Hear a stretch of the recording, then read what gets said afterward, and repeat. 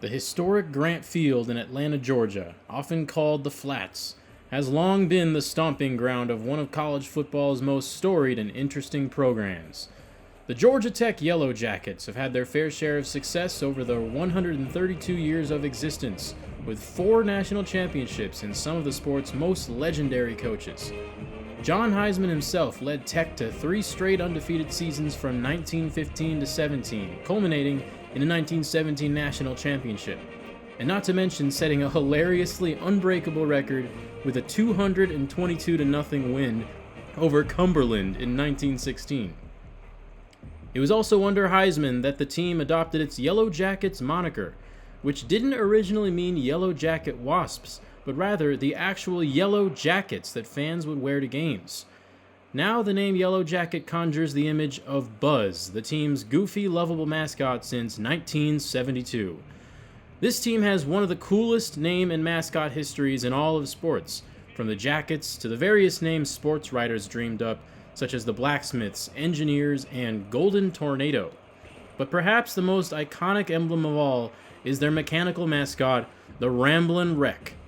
What started as an affectionate nickname for the Ford Model T driven by the school's Dean of Men evolved into a rallying cry symbolizing the ingenuity and creativity of Tech students. The Jackets' success didn't end with Heisman's departure, though. It was just beginning. They had just 3 head coaches from Heisman's hiring in 1904 through 1966, all 3 of whom won a title. Heisman's successor William Alexander would win one in 1928. And in 1945, he would eventually pass the program on to Bobby Dodd, who would go on to become even greater than his predecessors. Dodd's unconventionally relaxed coaching style left opponents and sports writers puzzled at his team's consistent success. He spent games sitting in a foldable chair and still managed to be the coach most feared by Bear Bryant himself. Over 22 years, Dodd amassed 165 wins, the most in program history, and got his national championship in 1952. His name is now immortalized by the most prestigious honors you could ask for as a coach. The oldest stadium in the FBS is now named after him, as well as the Bobby Dodd National Coach of the Year award. Things weren't the same for the white and gold for the next 25-ish years after Dodd stepped down. The team had left the SEC toward the end of his tenure and went on to play as an independent for a while before joining their current conference, the ACC, in 1983. The Jackets had a few 9-win seasons during this period, but they were scattered amongst more than a few losing seasons. But in 1990, Bobby Ross led this team to an improbable return to dominance. Tech entered the season unranked before embarking on an 11-0-1 season, highlighted by a stunning road defeat of top-ranked Virginia. They would go on to defeat their rival Georgia and then defeat Nebraska in the Citrus Bowl, earning them their 4th national championship in school history. In a full circle moment, Bobby Ross won the Bobby Dodd Trophy. He would have surely been able to build a dynasty if he stayed, but just 1 year removed from his championship, Ross left for a job with the San Diego Chargers. George O'Leary would put together some great years, taking the Jackets to 5 straight bowl games from 97 to 01, and an ACC championship in 98.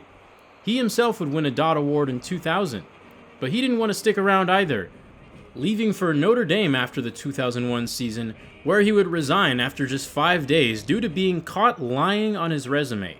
Chan Gailey would coach the Yellow Jackets from 02 to 07, reaching bowl games in all 6 years but failing to finish any season with less than 5 losses, even with one of the most dominant receivers of all time in Calvin Johnson.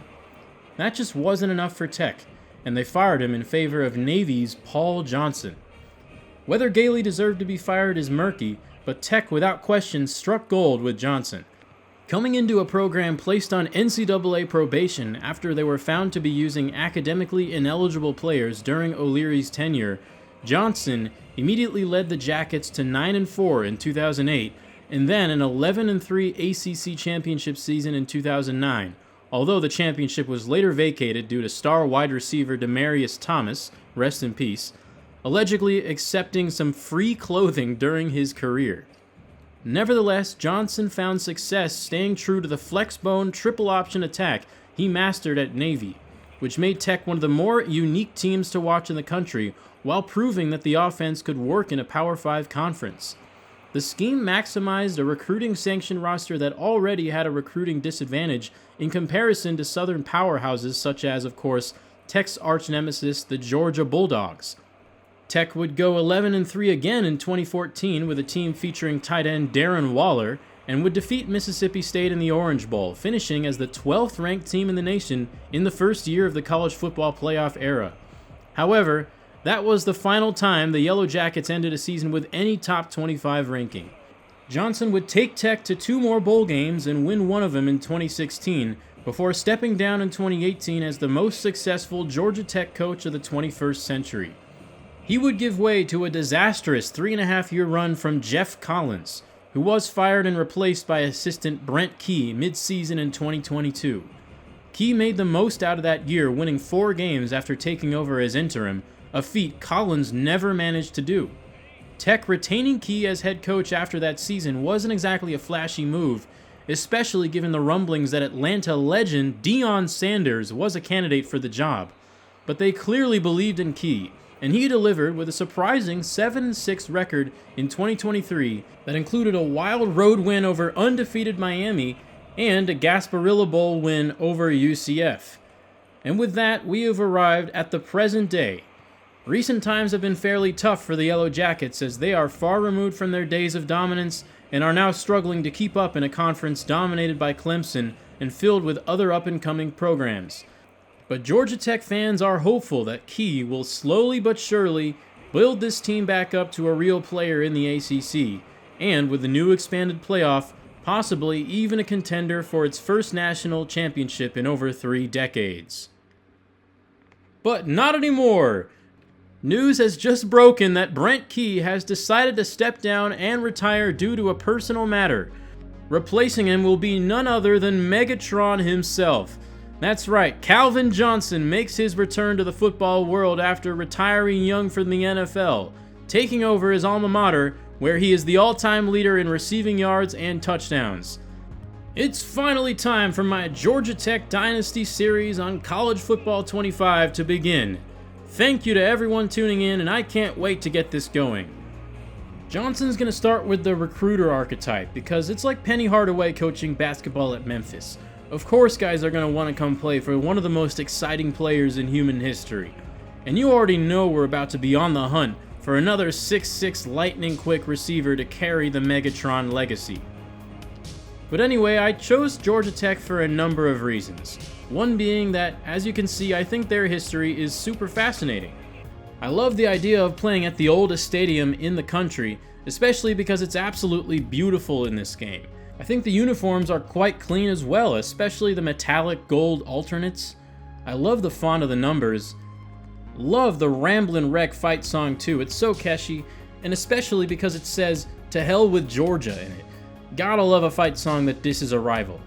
And speaking of that, the Georgia rivalry was definitely a big factor in my decision. It's one of my favorite rivalries, period. The name Clean Old-Fashioned Hate is absolutely badass. Obviously, the Bulldogs have us dwarfed athletically in just about every way. They lead the all-time series 71-41 with 5 ties, and having won the last 7 meetings, it's clear who is the better program. But I like the idea of being a huge underdog in a classic rivalry like this. At the end of every year, the game against Georgia will be the ultimate barometer for our growth. If we're able to consistently hang with and beat our neighbors from Athens, that's when we can be confident that Tech is a real force to be reckoned with.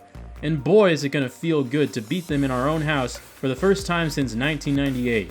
I know that day is going to come eventually. But it's not just the games that are going to be exciting. Georgia recruits better than just about any school in the nation. And with 2 recent championships, as well as the conclusion of the Nick Saban era in Alabama, they are looking more and more with time like the top destination in the country. The Metro Atlanta pipeline is a hotbed for football talent, yes, and we'll certainly benefit from that. But if we want to sign any local 4 or 5-star athlete, we'll most likely have the Bulldogs standing in our way. The hiring of the legendary Calvin Johnson is certainly a splash move for Tech in the hopes of attracting more high-end athletes to compete with the Dogs. We'll get into our preliminary recruiting board later in the video, but for now, let's take a look at the guys we've already got on the roster. We are an 81 overall team, 81 offense, 82 defense. For some reason, the Dynasty overalls are different from the main menu overalls. If you go into play now, Georgia Tech shows up as 80 overall with an 80 offense and a 74 defense. I feel like that's a little bit more accurate. I think our offense is our strength, while our defense is very thin. Disregarding the coach boosts, we have 3 players who are tied for our best at 85 overall. The biggest point of optimism for me about this team is the amount of offensive talent we are returning from last year. This team scored over 30 points per game last year, good for 43rd in the nation.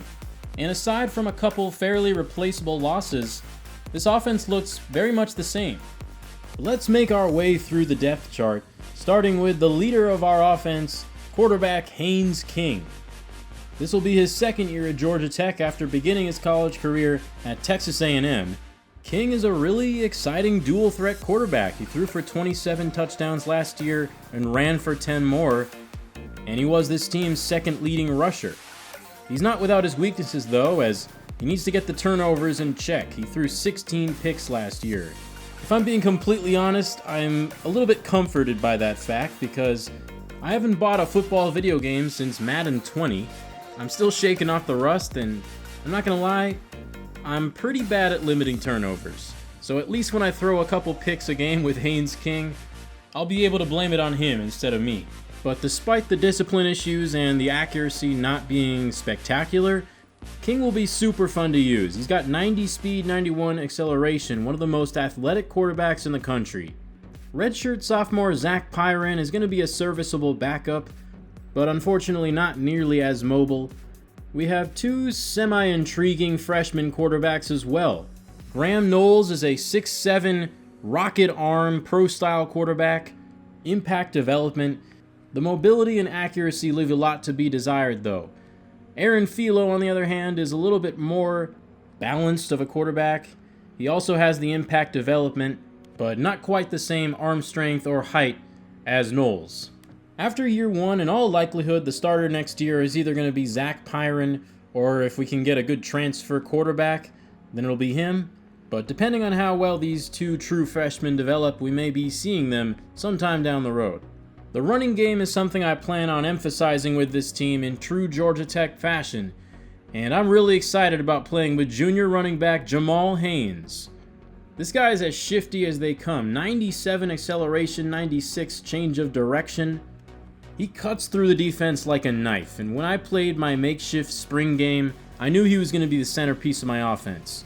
But he had 1,059 yards last year on 6 yards a carry with 7 touchdowns. The 2 Hayneses at quarterback and running back gained most of the yardage on the ground for this team last year, and I don't expect that to change. But nevertheless, Haynes has a very quality backup in Trey Cooley, a very similar type of player to Haynes, just not quite as dynamic, but maybe a bit smoother around the edges. Cooley's a little bit better in the passing game, and he's also a senior, so I plan on rotating him in quite a bit. There's not a whole lot of true or redshirt freshmen that I see getting significant playing time this season, but one of them that has at least a fighting chance is Evan Dickens. He's a true receiving back, already has really high route running attributes, and a gold safety valve badge as a redshirt freshman. He's a very specialized type of player. He's not someone that I would want running in between the tackles or even outside the tackles. He's pretty much just a wide receiver playing running back. And I think there's a place for that because he is by far the best receiving back on our team already. And on obvious passing downs, I feel like he could help us out.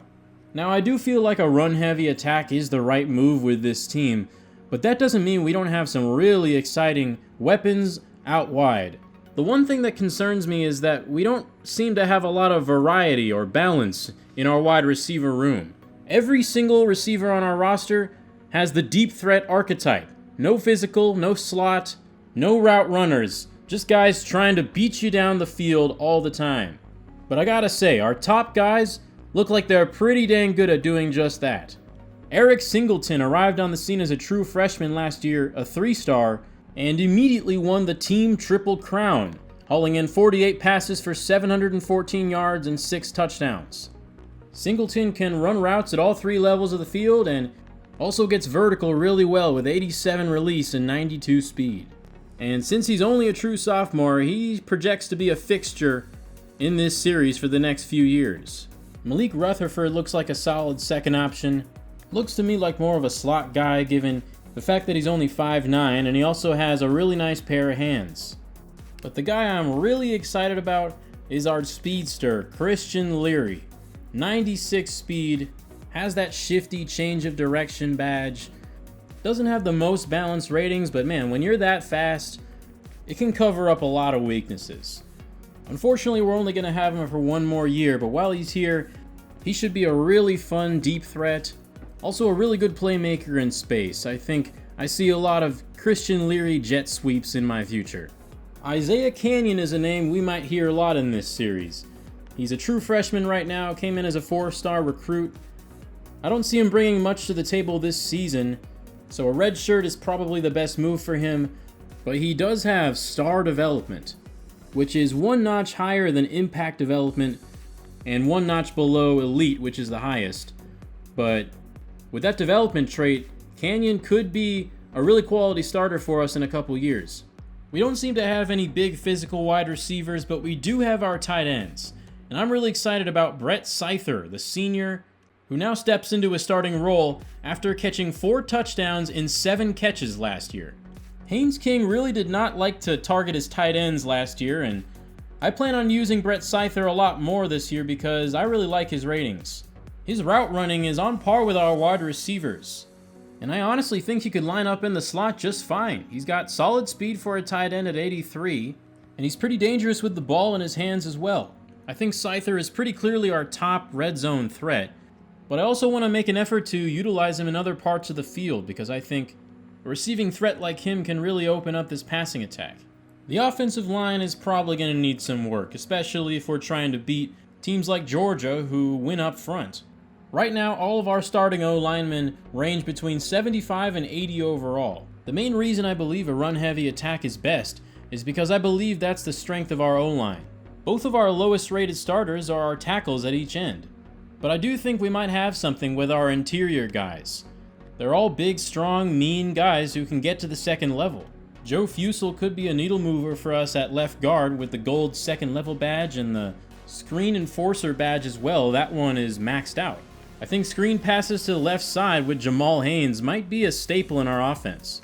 Center Weston Franklin is the senior leader of our O-line, and he looks to be the most balanced out of everyone. Equally proficient in the run game and the pass game. And then junior right guard Keelan Rutledge is our highest rated offensive lineman, and he also looks to be the top pass protector. But even though our pass blocking ratings are about equal with the run blocking, I feel like it's still really hard to execute a vertical pass heavy offense in college unless you have a really elite offensive line, which we don't. But now moving on to the defense, which is the side of the ball that I am a lot more concerned about.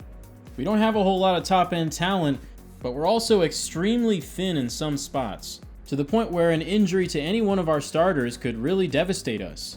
But we did get an exciting senior transfer in Romello Height by way of USC.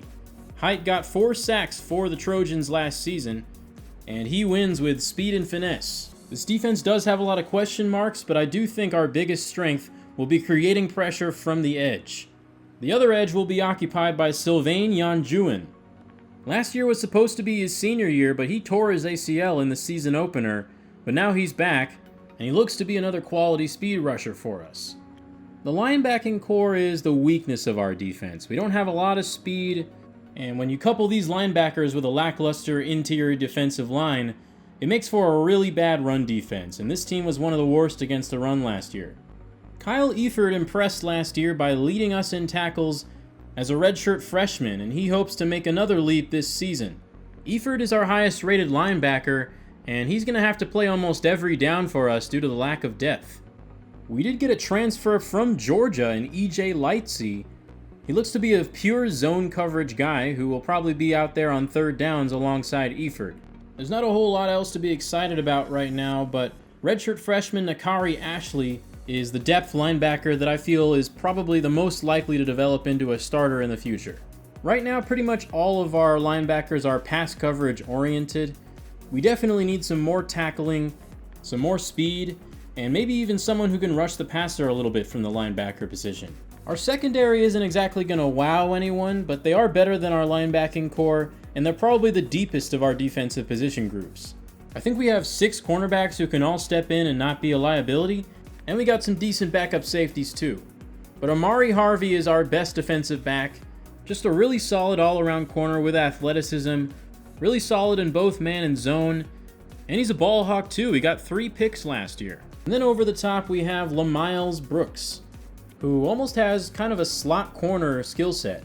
76 zone, 76 man, kind of struggles in run support as far as strong safeties go, but he has really good range at 90 speed. Seems like he has all the physical tools to be a great safety, but right now, he's just a pretty good one.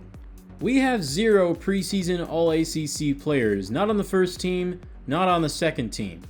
I think we've got a lot of really intriguing talent, but at the end of the day, most other teams in this conference have more talent than us, or more depth than us, or both.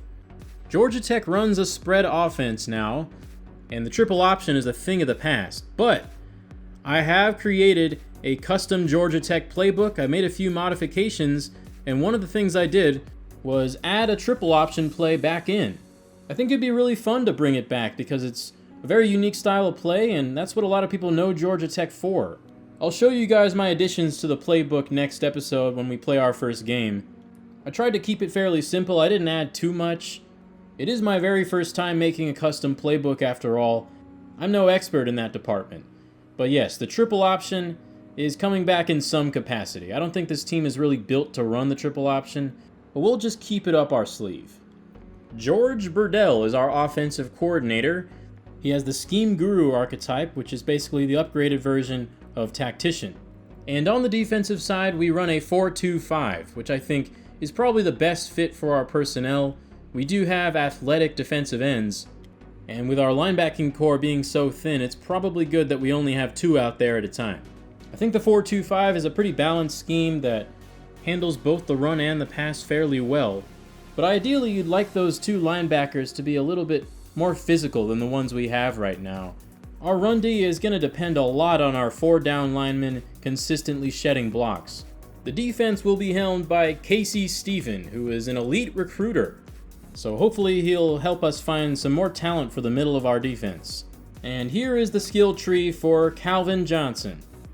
I think the way to go in Dynasty is to focus a lot on recruiting at the beginning, and then once your team is consistently 500 or better, then you can focus on some of the other trees.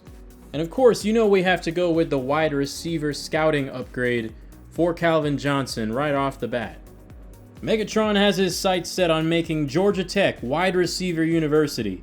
Move aside, LSU. Georgia, we're coming for you too. Speaking of recruiting, it's time for me to show you my preseason recruiting progress. Our biggest strength as a school is probably our academic prestige. We are number 11 in the FBS in terms of academics, so hopefully there's some 4-star recruits and 5-star recruits out there that actually care about school. In true Bobby Dodd fashion, our players are always going to be students first and athletes second. So if anyone wants to drown in 50 hours of computer science homework a week while also having to go to football practice every day, Georgia Tech is the place to go. And we also have the 19th best program tradition in the country, which I think is a pretty fair ranking. I think a lot of people have forgotten about Georgia Tech being so rich in football tradition, especially because they haven't been good in a while. But Bobby Dodd Stadium is a football cathedral, and we are here to remind people of that. Our team right now has 23 outgoing seniors, which is a sizable amount, and a pretty equal amount on each side of the ball, 12 on offense, 11 on defense. On the offensive side, we mainly need offensive line help. Our center Weston Franklin and our right tackle Jordan Williams are both graduating after this season. And the only alternatives we have right now are pretty low-rated freshmen. So hopefully we can get some quality replacements with this recruiting class. We do also have a lot of graduating receivers and tight ends, 5 tight ends actually. So a lot of those are just depth pieces that aren't going to be real losses for us. But Brett Seither, Christian Leary, Trey Cooley, and Haynes King are all leaving. Those are some pretty big holes we'll have to fill. And of course it would be nice to find another post-Haynes King plan at quarterback outside of just Zach Pyron and a couple freshmen with overalls in the 60s. On defense, we have needs just about everywhere. We have a bunch of defensive linemen graduating, 4 cornerbacks as well, and then of course our starting strong safety, Lamiles Brooks. Kyle Eford is a young leader of this defense that'll be around for a while, but also we need to surround him with some more talent. The preseason player discovery phase for me was interesting to say the least. I've mostly been getting acclimated to Dynasty mode by playing with Oregon, who is obviously a recruiting powerhouse. I'm not used to this. There are only 6 players in the entire country that have us number 1 on their boards, and all of them are 2 stars. No 3 stars. But we need more than just 2-star talent right now. So I got straight to pursuing the best players available that have us anywhere on their interest boards at all. There is actually a 5-star player who has us number 6 on his board. The number 22 overall player, free safety from Tallahassee, Florida, Billy Russo. It would be huge to bring him in, and I think he could start right off the bat, given the departure of Lamiles Brooks. There were also quite a few high 4-stars that showed mild interest in us. Ezekiel Hitchcock, defensive tackle. Bobby Pascal, a linebacker out of South Carolina. A Georgia cornerback named Damian Rowland. Tyquan Chubb, a blocking tight end from Memphis, Tennessee. Another Georgia cornerback in Paul Pinckney. A center named Tremont Lamb. And a run-stopping middle linebacker from Georgia, Sammy Kirkland.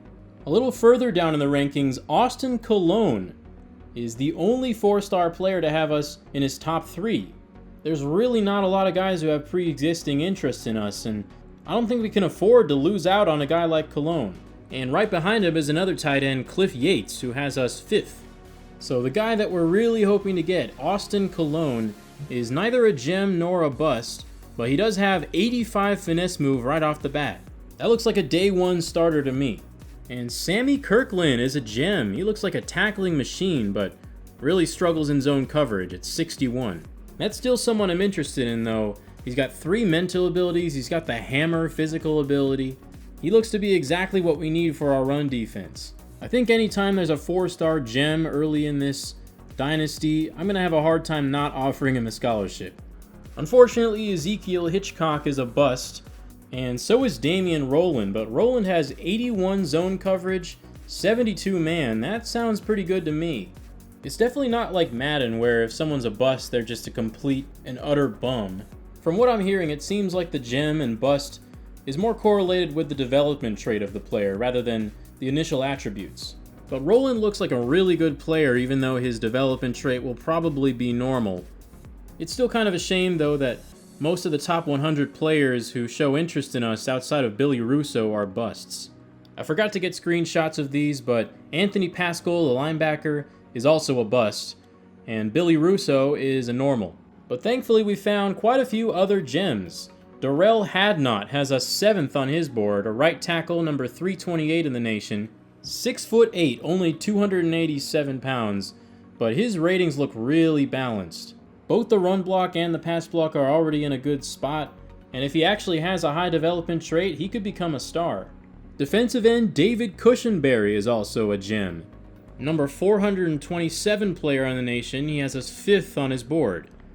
We didn't get any information about his pass rushing ability, though.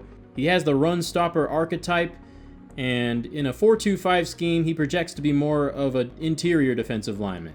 So I had already gotten through all the 3, 4, and 5-star players who had any interest in us, and I still had a ton of slots left and a lot of scouting hours. So I just went back and looked for any top player who hadn't already locked us out with a deal breaker, with a preference for players that were in our top pipeline of Metro Atlanta. We're going to be making a run at Ben Dexter, the number 3 overall recruit in the nation out of Decula, Georgia. And again, I forgot to get a screenshot for him, but Ben Dexter is a bust. But still, anyone ranked that high is someone that I want on my team. I skipped over this guy at first, but I found him when I combed through a second time. Sean Zeese, a 6'5" receiver out of Cartersville, Georgia, is a gem. Did I mention that I'm trying to find another Megatron? But yeah, I think it would be nice to have at least one big receiver like this. Unfortunately, Zeese does not have us in his top 10, but he is in our top pipeline, so we do have the proximity to home advantage. And I found another gem in Antonio Genis, a hulking 320-pound guard from Alpharetta. So all in all, I have offered 17 scholarships. I think they're all pretty evenly spread out across all of the positions. These are the main guys I'm going to be honing in on until more hours open up to pursue new players. The last thing I wanted to do in this video was preview our schedule for Season 1. And it's going to be a doozy. We're not going to have an easy game against a cupcake team or an FCS team to start our year. We don't have time to dilly-dally. In fact, we have to play in Week 0. And we have to travel across the pond to Dublin, Ireland to play number 11 Florida State in the Aer Lingus College Football Classic to kick off the new season. So we're getting our conference schedule started early. I'm really excited to see how this team looks against the defending ACC champions. After that, we'll have our home opener Week 1 against our Atlanta neighbors, Georgia State. Then we'll have another early ACC battle against Syracuse in the Carrier Dome. I don't know how talented Syracuse's roster is, but all I know is they made the national championship year 1 in my Oregon Dynasty that I'm playing by myself. So not a very easy opening conference schedule, and it continues with an away game against number 20 Louisville in Week 4. So we have to play 3 straight ACC games, either in an overseas neutral venue or on the road. Then we finally get Duke at home, which should probably be a win. North Carolina on the road is going to be tough, though. And then we have number 8 Notre Dame in Mercedes-Benz Stadium. That'll be fun.